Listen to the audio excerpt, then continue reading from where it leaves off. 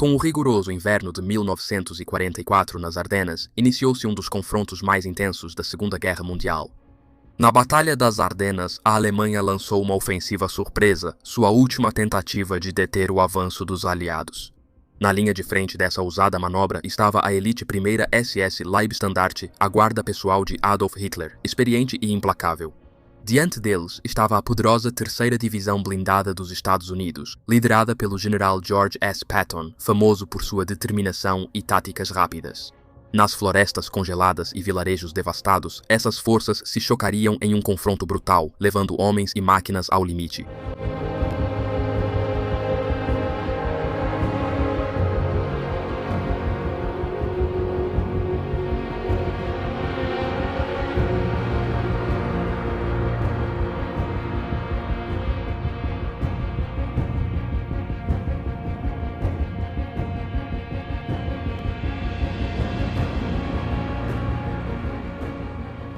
A história da guarda-costas de Hitler, a primeira divisão Panzer SS Leibstandarte LAH, na luta por Bastónia, só começa quando a quarta divisão blindada dos Estados Unidos, que fazia parte do terceiro exército do general George Patton, quebrou o cerco de Bastónia em 26 de dezembro de 1944. Este é o momento em que a batalha por Bastónia começou. Ignorar a ameaça do saliente americano em Bastónia ao flanco e retaguarda do grupo de exércitos B alemão já não era mais possível. Bastónia começava a assumir o papel principal na Batalha das Ardenas. A divisão deles estava prestes a se envolver em alguns dos combates mais intensos e custosos de toda a campanha, mas já havia suportado muito sofrimento devido à tentativa mal-sucedida de romper a linha na seção norte do saliente.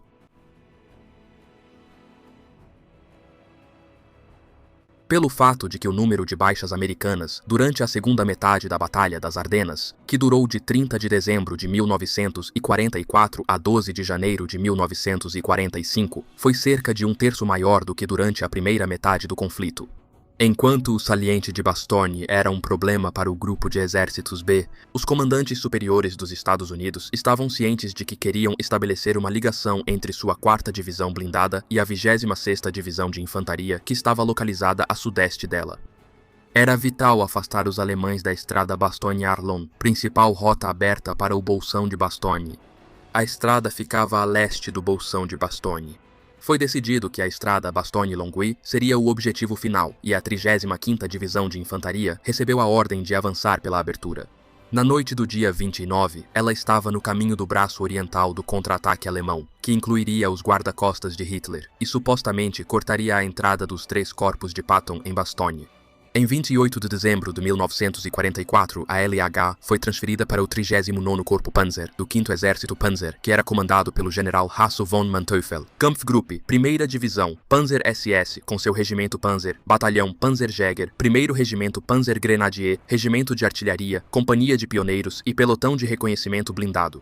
Deixou a área de Welsheim às 16h25 e deslocou-se para a região de Longwy, de acordo com um relatório emitido pelo quartel-general do Grupo de Exércitos B naquela noite em particular.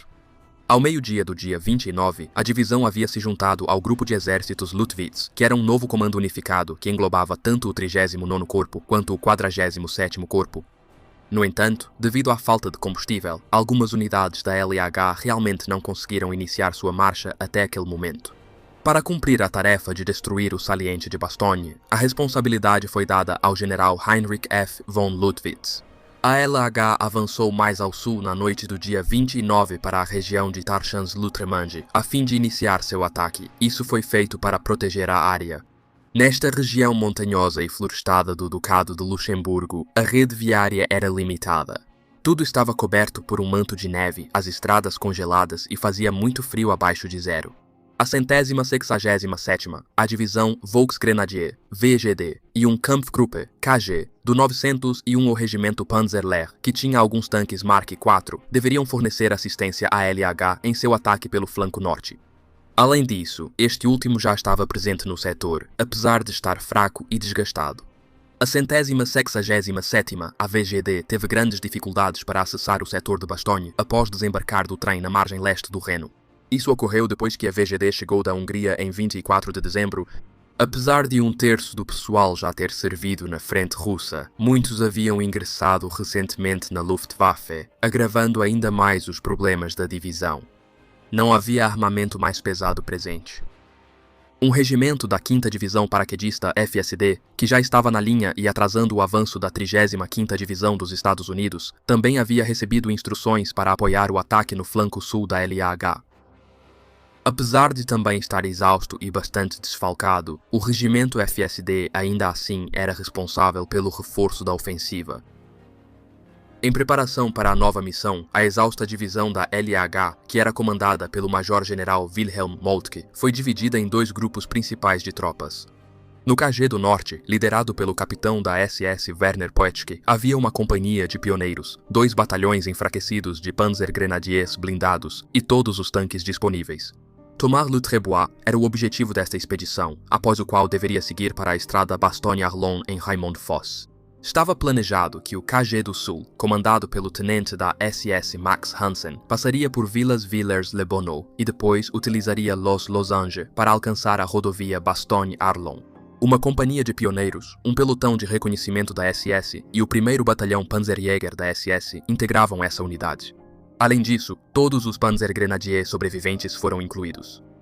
Após chegarem à estrada Bastogne-Arlon, ambos os grupos de combate seguiriam para o oeste, para estabelecer uma conexão com a 3ª Divisão Panzergrenadier, PGD, e a Brigada Führer Beigleit, FBB, no território situado entre Assenoy e Rompre.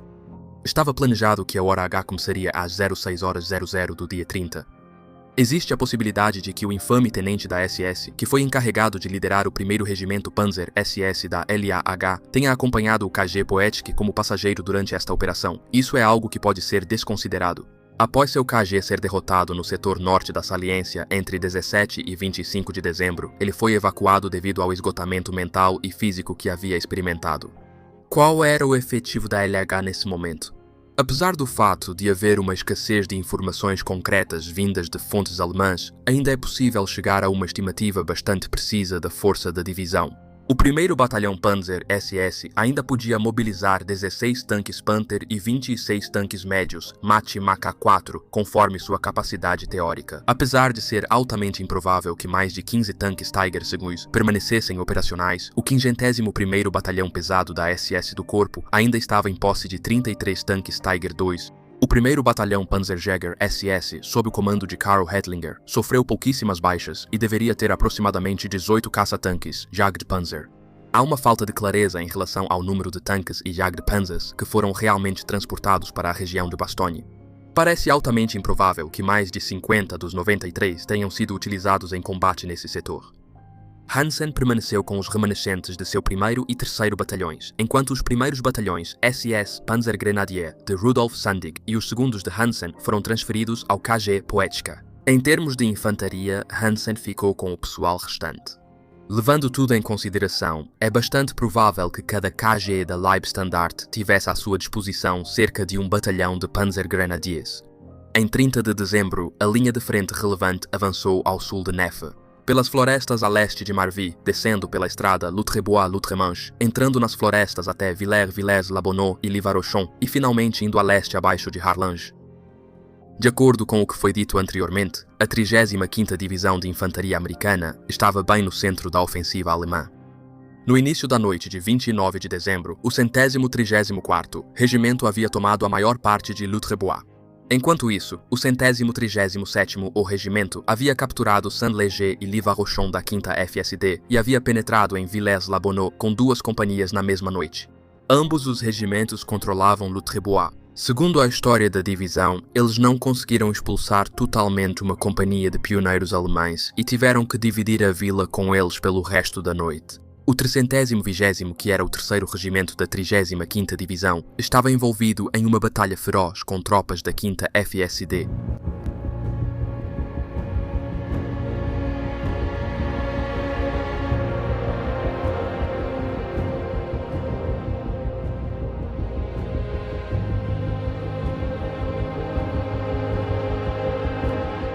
Esse conflito ocorreu nos bosques e ao redor de uma fazenda, que fica a 1000 metros a sudeste de Harlange. Essa posição foi alcançada depois que a divisão lutou por 3 dias e sofreu 148 baixas durante o conflito. A escassez de munição tornou o plano de fogo de artilharia que precedeu o ataque da LH ineficaz e inadequado.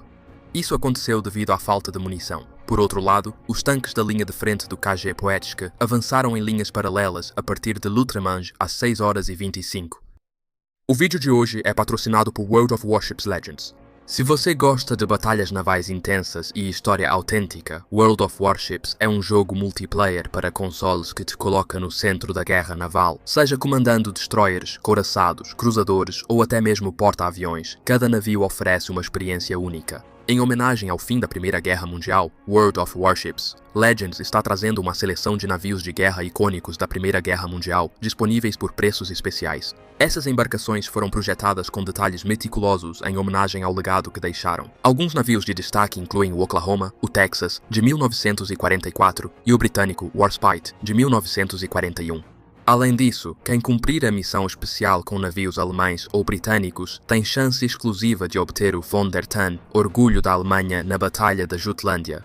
Se você é novo no World of Warships, há um pacote de boas-vindas para começar a jogar. Garanta o couraçado Premium americano de nível 3 Arkansas, o cruzador alemão de nível 3 Karlsruhe, 7 dias de conta Premium e camuflagens para te dar um começo forte. Ao contrário de outros jogos de tiro acelerados, World of Warships valoriza estratégia e decisões precisas. O ritmo lento valoriza cada movimento, dando tempo para pensar, planejar e atacar com precisão. O jogo é mais simples do que parece, com batalhas PVP variando de 9 contra 9 até confrontos de 3 contra 3 contra 3 contra 3.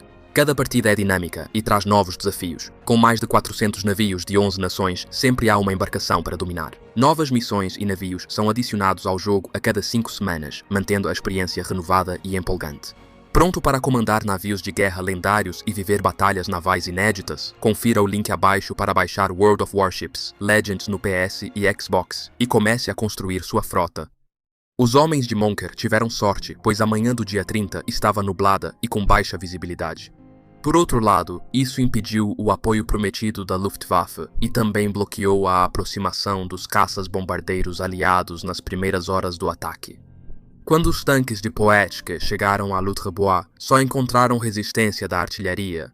Lutrebois estava guarnecida por um batalhão da 35ª Divisão, o 3º do 134º, enquanto outro batalhão da mesma divisão, o 2º do 134º, estava estacionado na linha de árvores na elevação que dominava o vale ao sul. Como o fogo de artilharia atrasou o avanço, os Panzer Grenadiers romperam facilmente as defesas americanas ao sul de Lutrebois.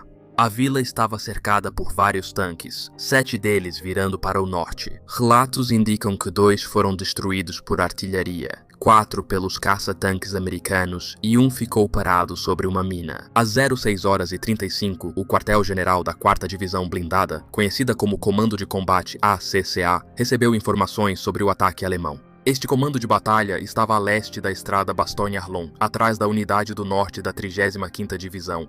Seus componentes mais avançados estavam praticamente voltados para o norte quando estavam localizados em Raymond Fosse. Após ordenar que suas tropas virassem para leste e reforçassem a 35ª Divisão de Infantaria, o comandante americano agiu rapidamente. O relatório do CCA após o incidente afirma: nossa posição foi seriamente ameaçada pelo inimigo. Infiltração de infantaria pela floresta até cerca de 400 jardas da estrada Bastogne-Arlon. Um contra-ataque com força de batalhão de infantaria, canhões autopropulsados e 20 a 30 tanques expulsou o 314 de Lutrebois. Enquanto o regimento do norte da 35ª Divisão foi forçado a fugir para o sul através da floresta até Los Losange, os Mark As, pertencentes à 6ª Companhia Panzer SS de Poetic, estavam se aproximando do ponto 535.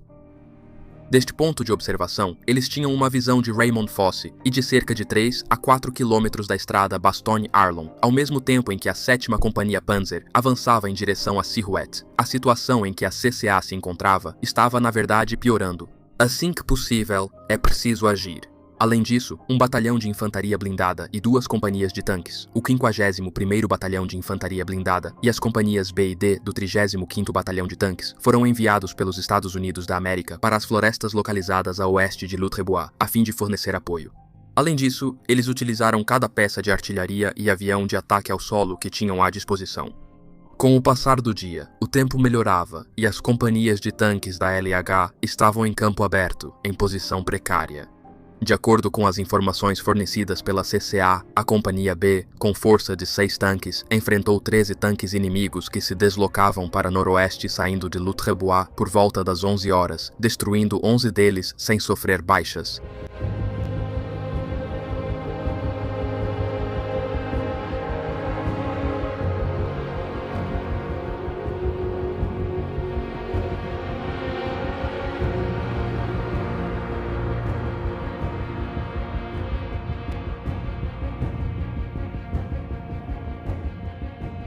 Tanto a artilharia quanto a força aérea conseguiram fornecer ajuda significativa, com a artilharia conseguindo dispersar várias concentrações de tropas e a aviação conseguindo confirmar 7 destruições de tanques. O tempo estava claro e a visibilidade boa.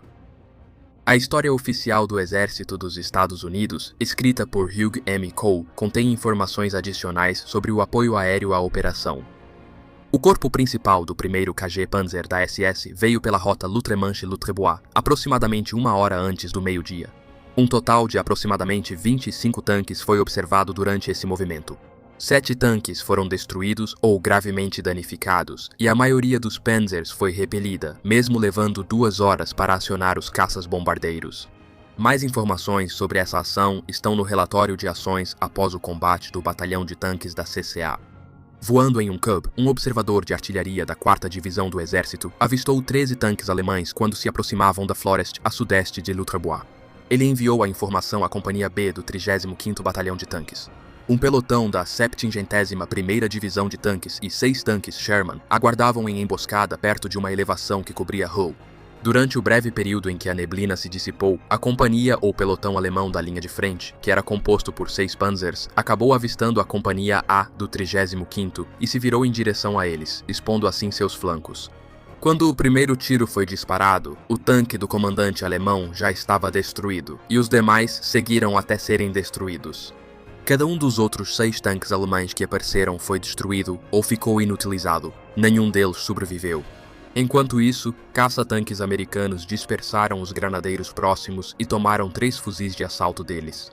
Embora esses relatos afirmem que muitos tanques extras foram destruídos, eles coincidem bem com os relatos alemães limitados dos eventos do dia 30. Um indivíduo que fazia parte da 7ª Companhia Panzer SS, chamado Manfred Thorn, lembrou: "Chegamos às colinas de Lutrebois por volta das 9h30. A infantaria dos Estados Unidos estava dispersa à esquerda do bosque, ao lado da estrada. Havia apenas 100 metros de floresta que margeavam a estrada antes que as primeiras casas de Lutrebois fossem avistadas. No fundo da floresta, do lado direito, havia um Panther parado. Depois de desaparecer atrás de uma elevação no horizonte a oeste, os demais Panzers pertencentes à 6ª Companhia sumiram. Em sua jornada, eles estavam seguindo na direção de Raymond. Depois disso, a companhia avançou em formação de cunha larga para as colinas, a 4 km ao sul de Bastogne, ao norte de Raymond Fosse. À nossa direita havia o bosque, e à nossa esquerda havia o espaço aberto. Lutrebois ficava atrás de nós. Às 15h15 percebemos que outros Panzer que estavam atrás de nós já haviam sido atingidos e estavam em chamas.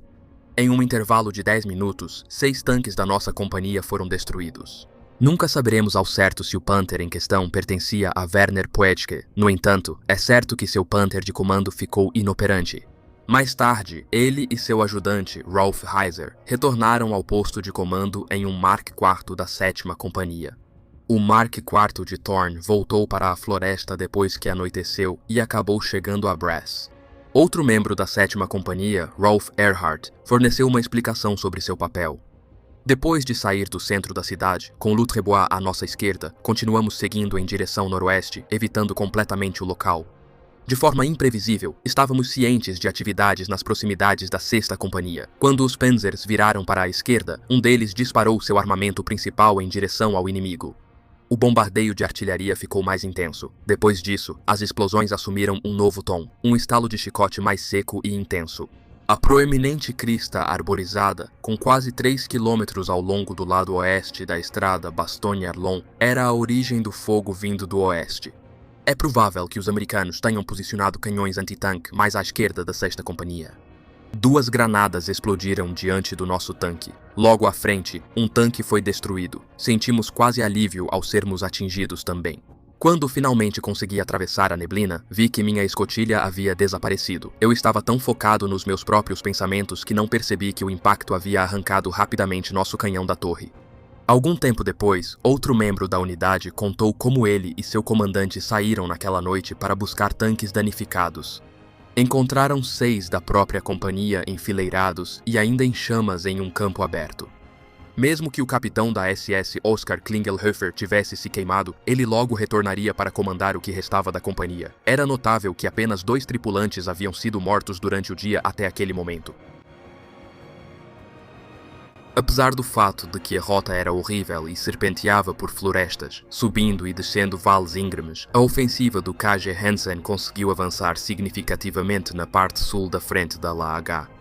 Os poucos pioneiros alemães que dividiram Villers-le-Bon-Neuf com os americanos na noite anterior foram substituídos no meio da manhã pelos Panzer Grenadiers do capitão da SS Haft, apoiados por ao menos 7 Jagdpanzers.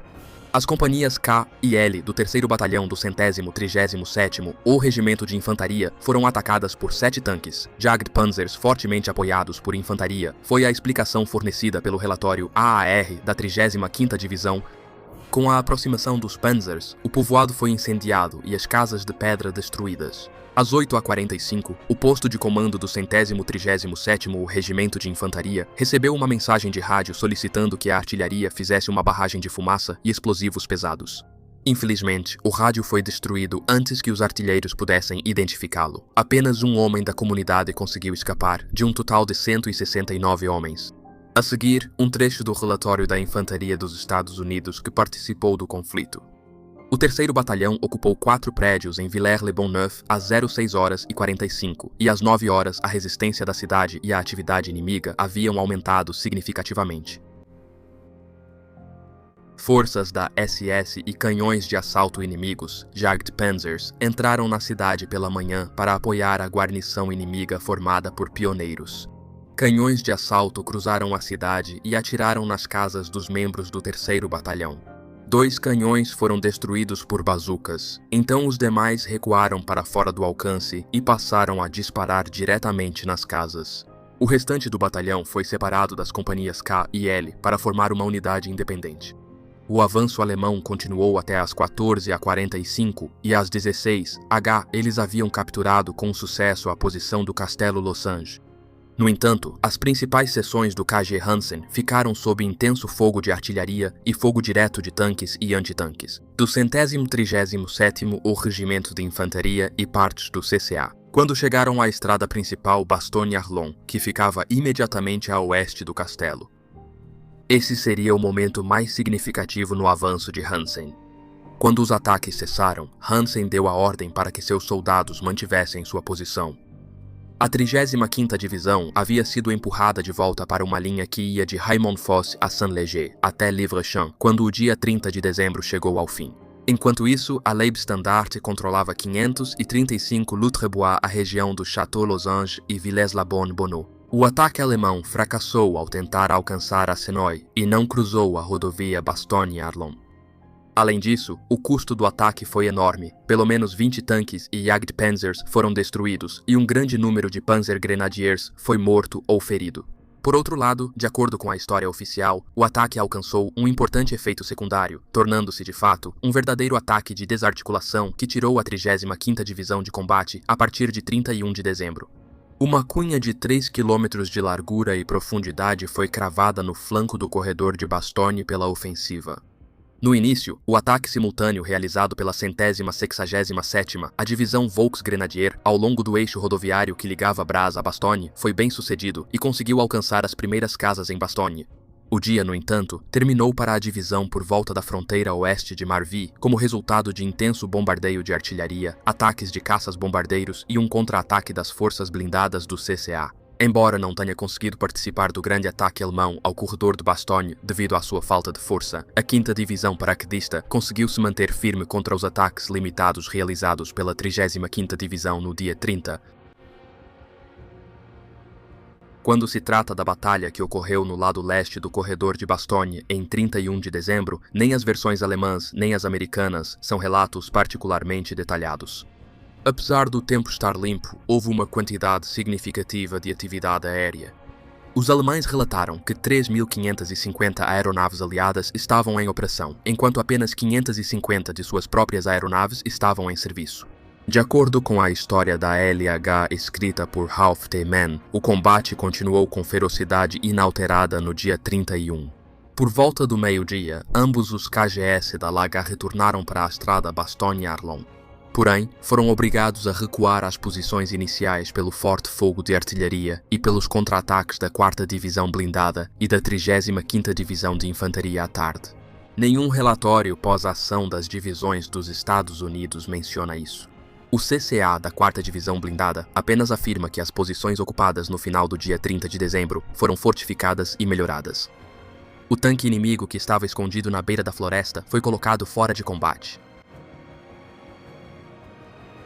De acordo com o relatório pós-ação da 35ª Divisão, a divisão recebeu ordens para atacar em direção ao nordeste, apoiada por tanques da 4ª Divisão Blindada, com o objetivo de capturar as duas colinas de 510 metros de altura ao nordeste de Lutrebois. No entanto, nenhum progresso foi feito. No diário de guerra do Marechal de Campo Gerd von Rundstedt, comandante das tropas alemãs no Teatro Ocidental, há uma entrada referente ao dia 31. Um relatório do Grupo de Exércitos B, às 12h15, voltou a relatar a intensidade dos combates em torno de Bastogne. A menos que o Grupo Oriental, que consiste na 167ª Divisão Volksgrenadier e na LAH, forneça ajuda, o Grupo Ofensivo Ocidental, que consiste na 3ª Divisão Panzergrenadier e na FBB, não conseguirá fazer mais avanços. Apesar do Grupo Oriental ter retomado o ataque, eles só avançam de forma limitada. O posicionamento dos canhões será interrompido temporariamente. No entanto, parece que as forças utilizadas até agora não são suficientes para alcançar o objetivo estabelecido. Entre os dias 1 e 2 de janeiro de 1945, não houve muita ação na frente da Leibstandarte. Apesar do fato de que os americanos afirmaram ter expulsado os soldados de Hansen de Los Losanges e dos bosques a oeste de Villers-le-Bon-Bonneau, o KG Poeca continuou mantendo o controle da região ao redor de Cota 535 e Lutrebois. O Marechal de Campo Walter Model, então comandante do Grupo de Exércitos B, acreditava que atacar diretamente a cidade era mais viável do que tentar cortar o corredor de Bastogne, que considerava improvável ou impossível de dar certo. A decisão foi tomada de deslocar a 12ª SS Hitlerjugend, que é a divisão irmã da LAH, para o setor de Bastogne após os resultados demonstrarem que não eram satisfatórios. Como resultado da batalha subsequente, a divisão sofreria baixas catastróficas. Em termos de tropas, incluindo a perda de 7 tanques Mark IV, 6 Panthers, 17 Jagdpanzer IV, 7 Jagdpanzer Versus e 18 veículos blindados de transporte de pessoal. Em 4 de janeiro, o KG Poeca lançou um contra-ataque com blindados para tentar retomar Lutrebois. Isso ocorreu após integrantes da 35ª Divisão de Infantaria se infiltrarem na vila em 3 de janeiro. Apesar de inicialmente eficaz, a ofensiva fracassou e, ao anoitecer, os americanos já haviam empurrado os tanques alemães de volta para Lutremange. Apesar disso, os alemães mantiveram o controle das áreas florestais ao leste e ao sul de Lutrebois. Mesmo após perderem o entroncamento rodoviário ao noroeste da vila, os homens de Hansen mantiveram controle firme sobre Villers-le-Bon-Bonneau. O relatório pós-ação da 35ª Divisão menciona contra-ataques alemães com infantaria e tanques. Esses contra-ataques ocorreram mais a leste, depois que o 137º ou Regimento de Infantaria tomou 4 casas na vila de Harlange. O KG de Hansen provavelmente auxiliou a 5ª FSD a repelir os avanços americanos ali também, e é bem possível que os tanques mencionados fossem Jagdpanzers. Os relatórios americanos de 5 e 6 de janeiro só descrevem forte resistência às tentativas de avançar sobre a LH, além da seguinte narrativa de eventos da história da Leibstandarte, não mencionada nos relatórios. Nos dias 5 e 6 de janeiro, o ataque contra a estrada Bastogne-Arlon continuou nos setores da 167ª AVGD e da LAH. O forte fogo de barragem das 4ª e 6ª Divisões Blindadas e da 35ª à Infantaria fez o 3º Batalhão de Granadeiros Panzer SS do 1º Regimento e os canhões de assalto restantes de Villers-le-Bonneau pararem seu avanço rumo a Los Losanges desde o início. O regimento dispunha de só 80 soldados. O 2º Batalhão de Granadeiros Panzer SS atacou da floresta a oeste de Tarchon para retomar Lutrebois. O ataque foi apoiado por cerca de 100 soldados, o restante do pessoal da 6ª Companhia Panzer SS e várias unidades de combate do 1º Regimento Panzer SS, todos armados com Panthers. O ataque alcançou as posições do adversário nos arredores da cidade.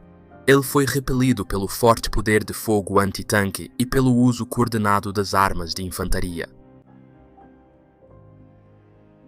Embora a Leibstandarte tenha permanecido para manter suas posições até 7 de janeiro, a situação na Alemanha estava se tornando tão alarmante que era bastante provável que outra catástrofe semelhante à que ocorreu no Bolsão de Falaise acontecesse. No dia seguinte, Hitler permitiu ao Marechal Model ceder o território ao sul de Bastogne e oeste de Houffalize. No dia 10, a LH tinha a intenção de se retirar do combate.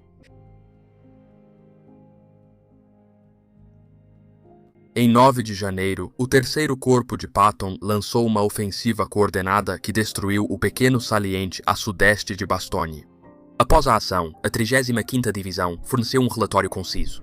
Após receber a ordem, a divisão foi instruída a retomar o ataque na região nordeste. Ao mesmo tempo em que a 320ª Infantaria marchou 800 metros, a 6ª Divisão Blindada forneceu apoio, houve um avanço de 1 quilômetro feito pela 134ª Infantaria. Segundo a história da LH, forças americanas atacaram posições do 3º Batalhão de Panzer Grenadiers da SS na fronteira oeste de Villers-la-Bonne-Bonneau. O ataque veio da direção de Los Losange e Livarochan e foi seguido por bombardeio contínuo de artilharia e forte apoio de tanques. Durante o decorrer da noite, houve uma tentativa de invadir o centro da vila. Armados com canhões de assalto, a linha de frente da SS e do batalhão impediram que isso ocorresse. Em preparação para um contra-ataque, a unidade realizou preparativos durante a noite. Nas demais frentes, não houve relatos desse tipo. Desde 10 de janeiro, a 167ª Divisão Volksgrenadier e a 5ª Divisão Paraquedista retornaram ao Bosque Bézery, na linha Bras. A LH começou sua retirada cedo naquela manhã para um local a leste de Saint-Vith, onde retornaria ao comando do quartel-general do 1º Corpo Panzer SS. Um consolo para a 35ª Divisão dos Estados Unidos, que já havia sofrido 1.432 baixas em combate até aquele momento, foi o fato de ter causado danos significativos ao seu principal adversário. Um membro do 2º SS Panzer Grenadier de Hanson forneceu a seguinte explicação sobre uma parte da evacuação. Recebemos ordens para evacuar o corredor Loutremontville-La Bonneuf e nos reunir a leste logo cedo no dia 10 de janeiro. Já estava quase claro quando chegamos às colinas na estrada para Harlange, Tarchon, nosso destino. Fomos novamente gravemente feridos por sermos alvos do fogo de tanques americanos próximos à fronteira com o Ducado de Luxemburgo. Nossa chegada em Donques, que fica a leste de Bastogne, aconteceu à tarde. No dia 10 de janeiro, o 137º Regimento de Infantaria avançou contra o inimigo, fazendo um pequeno progresso e capturando o tão desejado e disputado objetivo. Villers-la-Bonne-Bonneau, alvo do regimento nos últimos 13 dias, foi assim descrita pelo Regimento dos Estados Unidos, encarregado de capturá-la ao relatar os acontecimentos. Tanques e caça-tanques ajudaram muito o regimento. Às 9h15, o regimento iniciou o ataque e às 14 horas tinha sob controle 2 prédios na periferia da cidade que já estavam completamente destruídos. Mais tarde, à tarde, toda a comunidade foi eliminada da área. Entre 2 e 3 da tarde, a coluna foi submetida a um ataque aéreo e bombardeio de artilharia, e veículos hostis obstruíram as rotas que saíam de Loutremange. O regimento sofreu um grande número de baixas hoje. O fato de Villers-la-Bonneau ter praticamente desaparecido até o dia 10 de janeiro não é nada surpreendente, considerando que a vila tinha apenas 15 casas antes de ser completamente destruída pela guerra. Os americanos disseram que, em um único dia de combate, o local recebeu cerca de 6.000 tiros de artilharia. Apesar disso, pequenos elementos blindados da LH realizaram alguns confrontos com muitas perdas, mas insignificantes, ao longo dos 4 dias seguintes. Para cobrir sua retirada, a participação da LH na última grande campanha de Hitler no Oeste foi bem menos significativa do que no passado. Em comparação ao que essa divisão havia se tornado, a divisão que entrou em ação em 16 de dezembro, após 3 semanas de combates intensos, não passava de uma sombra do que essa divisão havia se tornado. Apesar de não haver evidências disponíveis sobre o tamanho dos batalhões de Panzergrenadier, é bastante possível que eles tivessem um efetivo um pouco superior a algumas centenas de soldados. Em 15 de janeiro de 1945, as estimativas oficiais de efetivo para o 51º Batalhão Pesado SS de Panzer do Corpo de Engenheiros e da LH revelaram algumas surpresas em relação aos blindados. Esses números foram informados ao Estado-Maior. Aqui estão listados 333 Tiger Segundos, 19 McAfees, 12 Panthers, 11 Jagdpanzer, 4 canhões de assalto, Sturmgeschütz, Stug, 62 tanques e 15 Jagdpanzers, ou canhões de assalto, que ainda estavam em serviço. Além disso, há 4 canhões de assalto Sturmgeschütz Stug. Além disso, 13 Tigers 3, Mikai McAfees, 1 Panther e 2 Stugs estavam passando por manutenção e reparos ao mesmo tempo. Para fazer uma avaliação credível das perdas sofridas durante os combates na zona de Bastogne, podem ser utilizados os seguintes dados: 7 Mark IV, 4 Panthers, 7 Jagdpanzers e 2 Tigers estavam entre as perdas. Após o fim do combate, o pessoal do Exército dos Estados Unidos tirou fotos dos 2 Tigers e 2 Panthers. Essas fotografias foram tiradas imediatamente após o conflito. Diversas fontes indicam que um Tiger foi achado na região de Walden e outro nas proximidades de Villers-la-Bonneau. Os espectadores podem se surpreender ao saber que as perdas de blindados citadas são bem menores do que alegam os americanos. É fundamental notar que a topografia em Loutre-Bois-Losange impossibilitava o emprego de um número significativo de veículos blindados.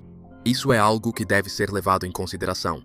Segundo a história oficial do Exército dos Estados Unidos, 2 ou 3 unidades teriam alegado destruir o que, após análise, revela-se ser o mesmo inimigo. Destacamento de tanques e uma lista acumulada dessas reivindicações, cerca de 50 tanques alemães destruídos. Provavelmente indica mais Panzers fora de ação do que a primeira SS Panzer levou ao campo. É incomum que nenhum dos lados tenha citado a participação de tanques Tiger na questão de Loutre-Bois-Loutremanche.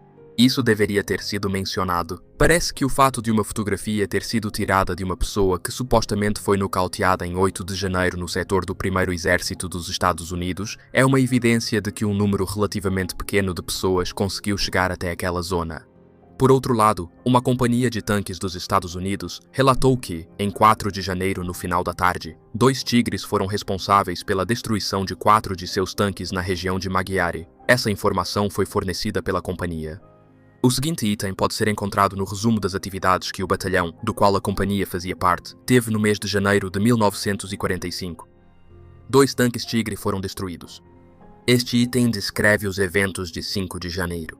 Entre as datas de 28 de dezembro e 10 de janeiro, foi relatado que um KG composto por 14 a 16 Tigres do 51º Batalhão Pesado Panzer da SS estava operando na região geral a leste de Bastogne.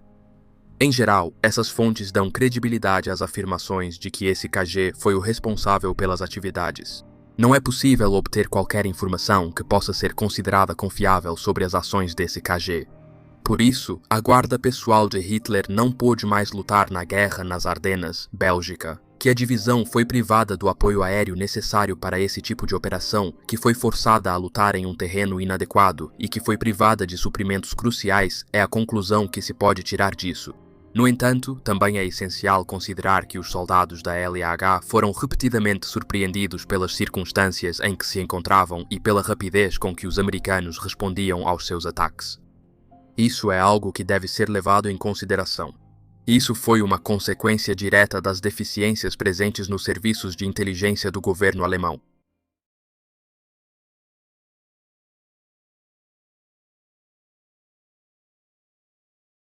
O comandante do tanque lutou intensamente perto de Bastogne. O relato dele oferece uma visão sobre o caos e o desespero durante os últimos dias da ofensiva. A artilharia americana nos bombardeava o tempo todo e eles estavam preparados. Nossos tanques enfrentavam dificuldades na neve profunda, o frio era tanto que os motores congelaram. Lembro do som dos aviões americanos sobrevoando com estrondo. Aproveitaram uma brecha nas nuvens e nos bombardearam. Meus homens estavam exaustos, quase sem comida ou combustível. O frio penetrava meus ossos e cada dia era uma luta para me manter acordado. Não havia possibilidade de recuar. Tínhamos ordens para avançar e tentamos, mas era inútil. um soldado da 26ª Divisão Volksgrenadier, compartilhou sua experiência anos depois, em uma entrevista pós-guerra. Éramos jovens, muitos de nós tinham pouco treinamento. Eles nos jogaram nessa floresta congelante e toda noite duvidávamos se veríamos a manhã seguinte. O frio era cruel, mas os americanos eram piores. Eles defendiam cada vila e estrada com tudo o que tinham. A batalha continuava dia após dia e as perdas só aumentavam. Lembro de ver nossos feridos deitados na neve e não havia nada que pudéssemos fazer por eles. Os suprimentos cessaram e nem podíamos enterrar nossos mortos. Os americanos lutaram com uma ferocidade chocante. Eles não cediam, não importava o quanto tentássemos avançar. Wilhelm, um soldado de infantaria da 26ª Divisão Volksgrenadier, relembrou sua experiência lutando perto de Bastogne em uma carta que escreveu após a guerra. Eles chamaram de um plano ousado, mas era suicídio. Bastogne estava cercada, mas sempre que nos aproximávamos, os americanos pareciam mais fortes. Estávamos exaustos, quase sem comida e congelando em nossos uniformes finos. Vi meus camaradas caírem ao meu redor, alguns por tiros, outros por causa do frio intenso. Lembro de um dia em que vi aviões americanos lançando suprimentos sobre a cidade. Parecia uma piada de mau gosto. Eles tinham tudo o que precisavam enquanto nós raspávamos o fundo das nossas caixas de munição. Nossos comandantes afirmavam que romperíamos as linhas e expulsaríamos os americanos, mas todas as tentativas fracassavam. O pior era o silêncio na floresta após cada ataque fracassado. O silêncio em que quase dava para ouvir a neve cair. Nossa unidade recebeu ordem para recuar. Deixamos Bastogne para trás, uma derrota amarga que acabou com qualquer esperança de vitória alemã. Naquele dia, ao olhar para trás para a cidade, soube que a guerra estava perdida. Hans Schmidt serviu na 5ª Divisão Paraquedista, uma das divisões encarregadas de tomar Bastogne. Anos depois, ele relembrou as dificuldades da ofensiva. Disseram-nos que Bastogne era a chave. Se a capturássemos, isolaríamos os americanos e mudaríamos o rumo da batalha. Porém, toda a aproximação era recebida com metralhadoras e artilharia dos americanos. Avançamos pela neve até os joelhos, cada passo ficando mais difícil à medida que o congelamento pelo frio se instalava. Na véspera de Natal, recebemos ordens para nos preparar para mais um ataque, que seria nosso avanço final. Eu mal conseguia sentir minhas mãos enquanto carregava meu rifle. Elas estavam inchadas e rachadas pelo frio. Nossos oficiais tentavam manter o moral, mas estávamos famintos, exaustos e quase congelados. Lembro de observar os homens ao meu lado, rostos magros, pálidos, alguns com dedos enegrecidos por congelamento.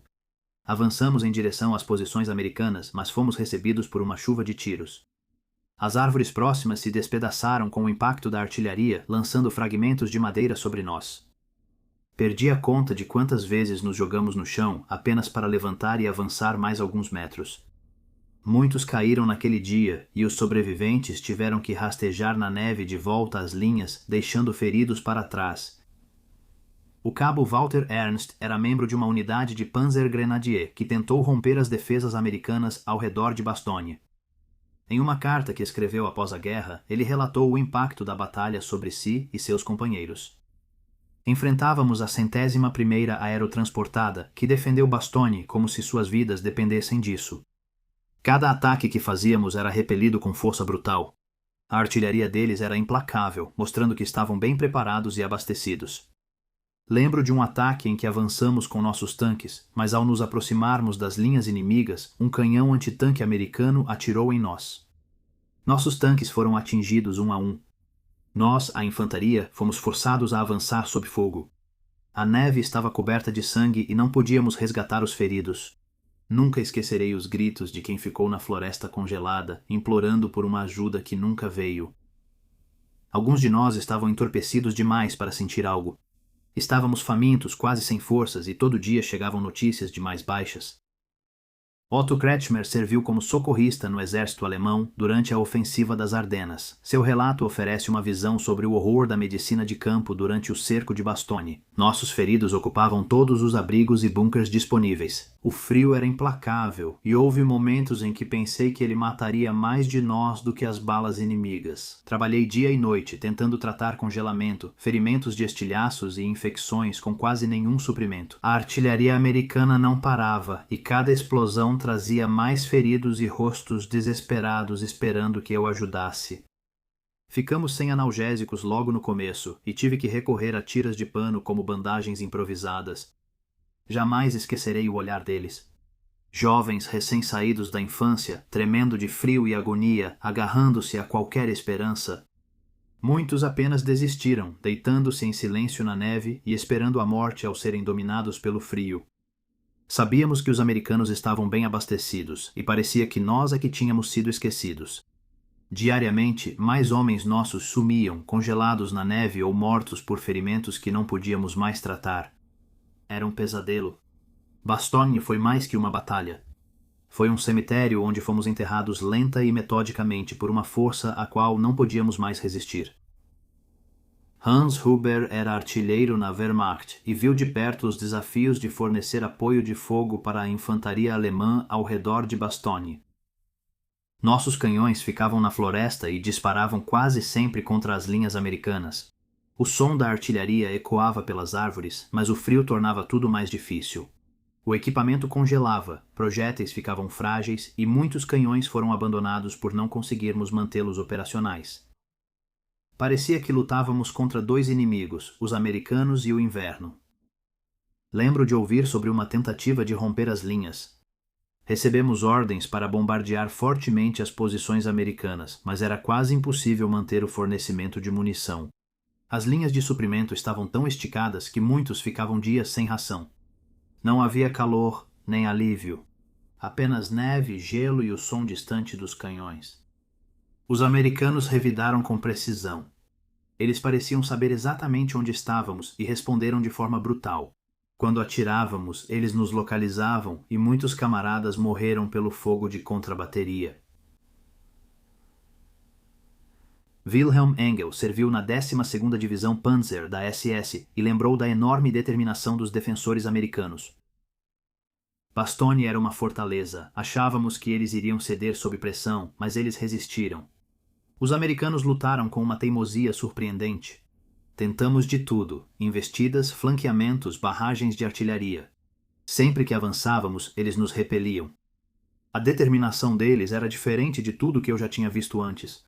Nossos comandantes ficavam mais desesperados com o passar dos dias, ordenando ataques sucessivos. Cada um acabava com mais dos nossos mortos na neve. Numa noite, avançamos pela escuridão, esperando que o frio e as árvores mascarassem nossa aproximação. Assim que chegamos perto, sinalizadores iluminaram o céu e eles atiraram. A neve ficou vermelha ao nosso redor. Alguns camaradas estavam tão exaustos que caíram e não conseguiram se levantar. Deixamos eles na neve, conscientes de que congelariam se os americanos não os achassem antes. O pior era o silêncio após cada ataque fracassado. A floresta ficava silenciosa e você podia ouvir os gritos dos feridos pedindo ajuda. Erich Schmidt era médico de campo da 26ª Divisão Volksgrenadier e testemunhou o custo dos combates em torno de Bastogne. Eu me lembro de tentar cuidar dos feridos o melhor que podia, mas tínhamos tão poucos recursos, quase não tínhamos morfina e os curativos acabaram rapidamente. Foi infernal. Os homens estavam congelando, famintos e feridos, e eu pouco podia aliviar sua dor. Alguns deles eram tão jovens, mal passavam de meninos, e o frio era brutal. O congelamento estava consumindo dedos das mãos, dos pés, até mesmo pés inteiros em alguns casos. Eles me olhavam, tremendo e sussurrando coisas incompreensíveis, olhos vidrados. A artilharia americana era implacável. Toda vez que ouvíamos o som do assobio, nos preparávamos. Frequentemente, eu só me deitava na neve, esperando acabar, torcendo para sobrevivermos a mais uma rodada. Quando cessavam as explosões, a floresta se enchia de gritos e gemidos. Não havia pessoas suficientes para ajudar todos, e muitos homens simplesmente ficavam deitados ali na neve, sucumbindo lentamente ao frio.